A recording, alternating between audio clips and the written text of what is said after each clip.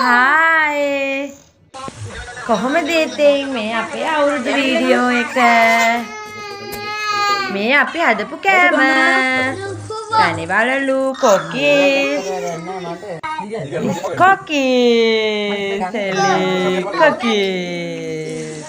ඔන්න අපේ එලි මට උදව් කරනවා කොකිස් හදන්න මේ නෙලි කොකිස් හදනවා මම පළවෙනි වතාවට තමයි අලුව හැදුවේ වරුණීස් කිචන් එක බලාගෙන හරි පදමට අලුව ටික ආවා පොඩක් මේ අපේ එලි කෑ ගහනවා ඒව ගණන් ගන්න එපා මේ තියෙන අපි අලුවා ඇත්තටම අලුවා හිතුවටත් වැඩිය හොඳට ආවා මේ පළවෙනි පාර තනියෙන් හදපු ඉඳන්ද මන් දන්නේ නැහැ ඉතින් YouTube එකට මේ සිද්ධ වෙන්නේ අලුවා ටික හදාගත්තා මේ තියෙන අපේ පුංචි කෑම මේසය මේ කෑම මේසයක් නෑ මේ අපි ඉගෙන පස්සේ කියන්නම් මම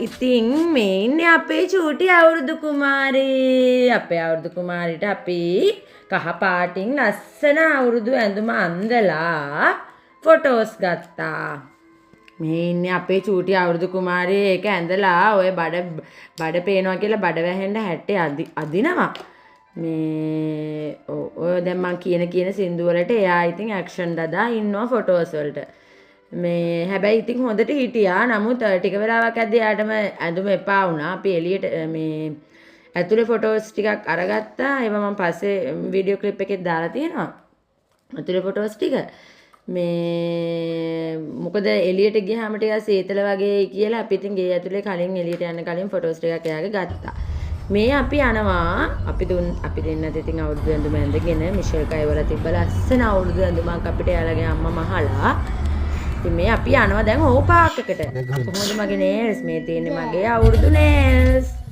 කහ පාටින් ඩ්‍රෙස් එකට ගැලපෙන නේල්ස් දැම්මා ඔන්න අපි පාක් එකට ගිහිල්ලා මේ එළියට අපි ජැකට් එක අඳගෙන තමයි ගියේ මොකද එළියේ මේ ටිකක් සීතල ගතියයි හුළඟ ගතිය තිබ්බ නිසා ටිකක් සීතල වගේ දෙන්නේ නිසා ඉතින් අපි ජැකට් එක ඇඳුවා මොකද අපි දෙන්න අද්දිකට මැදලා හිටියේ යා ඕපන් හිටියේ ජැකට් එක නැතුවත් අපි ෆොටෝස් ටිකක් වීඩියෝස් ටිකක් ගත්තා ගොඩක් වෙලාවට ජැකට් එක අඳලා තමයි තිබුණේ එහා පැත්තේ තියෙනවා පාක් එකක් මේ යාලට සෙල්ලම් කරන්න ඒක තාම අපි පෙන්නුවේ නෑ මෙයාට මේ අපි දැන් ගිහිල්ලා එතන එලාගෙන අපි දැන් කෑම කන්න තමයි ලෑස්ති වෙන්නේ අපි ඔක්කොම අරගෙන ගියා එතනින් මේ නිදහසේ අපි 3 දෙනා විතරක් ඉතින් ඉන්න කියලා හිතාගෙන ගියා පොඩි කේක් එකක් එතකොට කෙසෙල් පාලතුරු කිරිබාත් ෆ්‍රයිඩ් රයිස් ඔක්කොම අපි ගෙදරින් හදාගෙන ගියේ ඉතින් එතන ඉන්න ලෝකල්ස්ලට හරි ප්‍රශ්න අපේ ඇඳුම් ඒගොල්ලෝ ඇවිල්ලා අපිට ලස්සනයි කියලා යනවා මේ ඒගොල්ලෝ අහනවා මොකද්ද මේ ඇයි මේ විශේෂත්වය අපි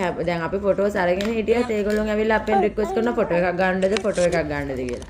නිකන් අපි සෙලිබ්‍රිටිස්ලා වගේ ඒ ඇඳුම මිෂේක ඔයාලට තමයි තෑන්ක් යූ ඒ ඇඳුමට. මොකද ඒ ඇඳුම හරිම කලර්ෆුල් එදා. ඉතින් මේ හරි සතුටින් ගෙවිච්ච නිස්කලංකව ගෙවිච්ච දවසක් අපි මේ කියන්නේ හැමදේම අපි අඩුවක් නැතුව අරගෙන ගිහින් තිබුණ නිසා එළියට බඩගින්නක් තිබුණෙත් නැහැ. මේ අපි දෙන්න කවා ගන්නකොට එළියටත් කාන්න ඕන උනා. නැත්නම් එයා සාමාන්‍යයෙන් එයා කවන්නේ තියා පාගෙන TikTok එකම මේ පේන්නේ ජපන් බබ්බු වගේ තාත්තයි දුවයි දෙන්න එතෙන්ට එනකොට ඇප් එක දාලා තිබ්බ ඇප් විදියට ඒක දාන්න බෑ මම ඉන්නේ වැඩ ඒකට ධම්මේ ගත්තා ඒකට ඒක දාගන්න විදිහක් නෑ ඒගොල්ලෝගේ මොනවා සුදු වෙලා පේන්නේ ඒකට අප්ලෝඩ් කරලා මොකද කවදා හරි දවසක මේවා බලලා අපිට මාසෙට වීඩියෝ අපි මේවා ආපහු බලන්න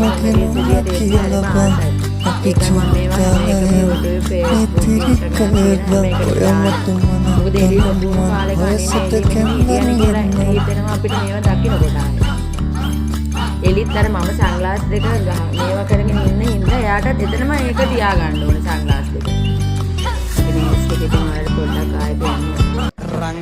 තියෙන මේ මගේ එළියේ මගේ TikTok එක මම ඒක එඩිට් කරලා ගන්න හැදුවා මොකද වීඩියෝ ක්ලිප් දෙක තුනක් අපි ගත්තා ඒක මම එකක් විදියට ඊට පස්සේ එඩිට් කරලා හැදුවා මේක නම් ඔයගොල්ලෝ දකින්න නැති Facebook එකට දැම්මා යන්නකොට තම් දෙන්න තනන් රෙකතන් අට්ටමෙන් කියයි මොකද යාගේ කැලි පනිනවා ඒ නිසා මම පොඩ්ඩක් වෙනවනේ එළියගේ දාංගලේ මේ තියෙන අපේ එළි සන්ග්ලාස් දෙක දාලා සන්ග්ලාස් දෙක ඇස්වල තියාගන්න හරිම අමාරුයි. අපි යනකොට ගත්තේ ඔය ෆොටෝ එක නම් මම ඔය පස්සට දැම්ම උනේ මොකද මට කලින් වීඩියෝ එඩිට් කරනකොට ඒ ටික දාන්න බැරි වෙච්ච හින්දා මම ඒ ටිකත් ආපහු දැම්මා.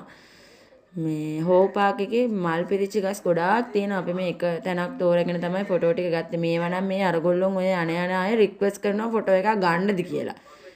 එපා කියන්නත් බෑනේ. ඉතින් හරි නෑනේ කියලා අපි ඉතින් දෙනවා ඉල්ලලා හැමෝටම කමන්නේ ගන්න කියලා. මම ඉතින් ඔය මේ ගස්සරෙල්ලිලා කරලා ගත්තා ඉතින්. මොකද ආය මේ වගේ දවසක් ආයෙ නොඑන්න පුළුවන්. ඒ හින්දා ඒත් ලැබුණු අවස්ථාවෙන් උපරිම ප්‍රයෝජනයක් ගන්න ඕනේ. උපරිම ෆොටෝ වලට සාධාරණයක් කරන්න ඕනේ. ලස්සන වුණත් කැත වුණත්. ඉතින් මේ බලන්නකෝ ආරට බෝරින් වගේ වුණාටනේ මගේ මොංගල් ලක්ෂණ එක බලද්දී ඔයගොල්ලන්ට හිනත් යනවා ඇති.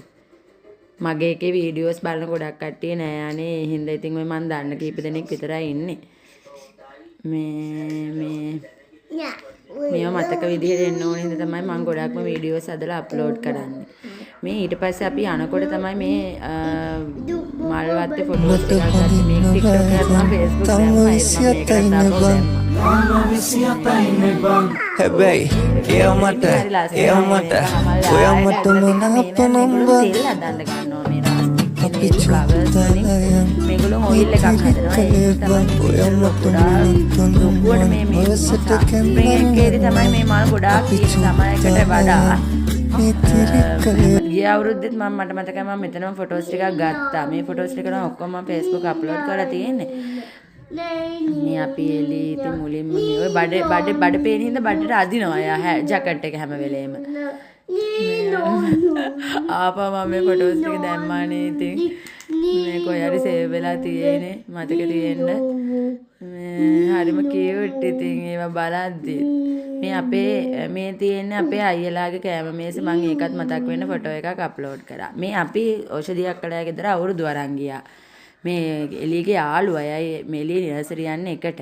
එහෙදී ඒගොල්ලොත් එක්ක අපි කිරිබත් කෑවා. ඒගොල්ලොන් කිරිබත් කාලා තිබුණ නැහැ අපි අනකනොත්.